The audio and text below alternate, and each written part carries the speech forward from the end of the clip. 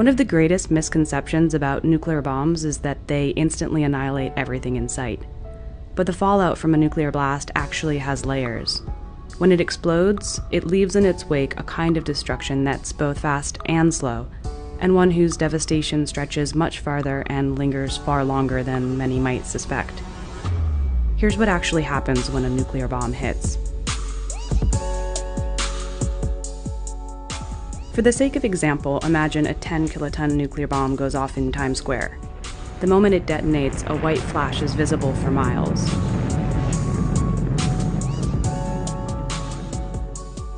The light is so bright that, for a moment, people as far away as Queens and Newark can't see. At the same time, scorching heat radiates outward from the explosion site, followed by a massive fireball. The core of the fireball is tens of millions of degrees, as hot as the center of the sun. There are few survivors within a half-mile radius of the blast. Buildings and vegetation in that same range ignite or char. The bomb disrupts gas lines, burns structures and power lines, and knocks out communication towers and cell phones within about 1.6 miles. Flying glass and debris are immediate dangers, so stay where you are until you're sure it's safe to move. A colossal wave of pressure follows the fireball, traveling at the speed of sound and producing winds as fast as 500 miles per hour. All told, the explosion creates a crater 50 feet deep and a shockwave of about 3.2 miles, reaching south to Gramercy Park, north to the Met, and east and west into the Hudson. Residual pressure shatters windows, and piles of rubble as tall as 30 feet tower within a half-mile radius of Times Square. This has all happened in a matter of seconds.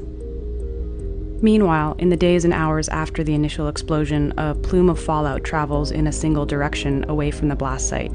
The plume could, for example, settle up the eastern seaboard, leaving radioactive dust on everything in its path. The most radioactive region of the plume could reach about 20 miles to New Rochelle. A much larger but less radioactive region of the plume, known as the hot zone, could extend about 60 miles north to Monroe, Connecticut. Now large amounts of pulverized debris and molten earth are pulled up into the mushroom cloud. The radioactive atoms produced in the explosion join with the particles of earth and debris. The mushroom-shaped cloud forms and climbs higher.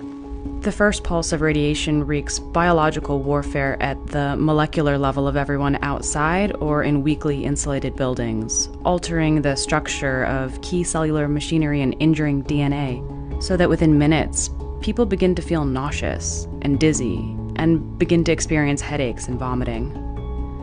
Then, anywhere from several days and 2 weeks, symptoms of those exposed to radiation worsen. In severe cases, infected people will become delirious, emaciated, and incapacitated. In most cases, people with radiation sickness die in one of two ways. Their immune system is no longer able to fight infection, or their digestive system becomes too damaged to function. Those who survive do so by seeking shelter, ideally in a strong underground structure like a basement, a tunnel, or a parking garage. Fallout from a nuclear blast is extremely dangerous at first, but the danger decreases rapidly. Within 24 to 72 hours of the explosion, it's safe for survivors to reemerge. Theoretically, a bomb of this size would kill about 250,000 people and injure roughly 300,000 more.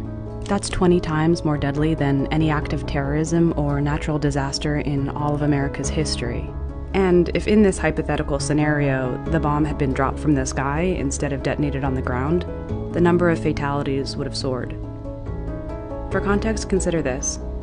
This hypothetical scenario is a small-scale example. A larger nuke, like the 300-kiloton warheads that countries like, say, China or Russia possess, would kill at least 1.2 million and injure an additional 2 million more. All these factors must be considered as we plan for the survival of our homes, our families, and our nation in the nuclear age. Malachi 4. For behold, the day cometh that shall burn as an oven, and all the proud, yea, and all that do wickedly, shall be stubble.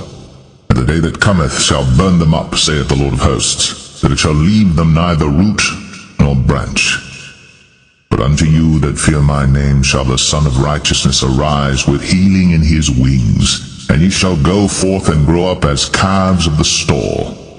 And ye shall tread down the wicked, but they shall be ashes under the soles of your feet in the day that I shall do this, saith the Lord of hosts.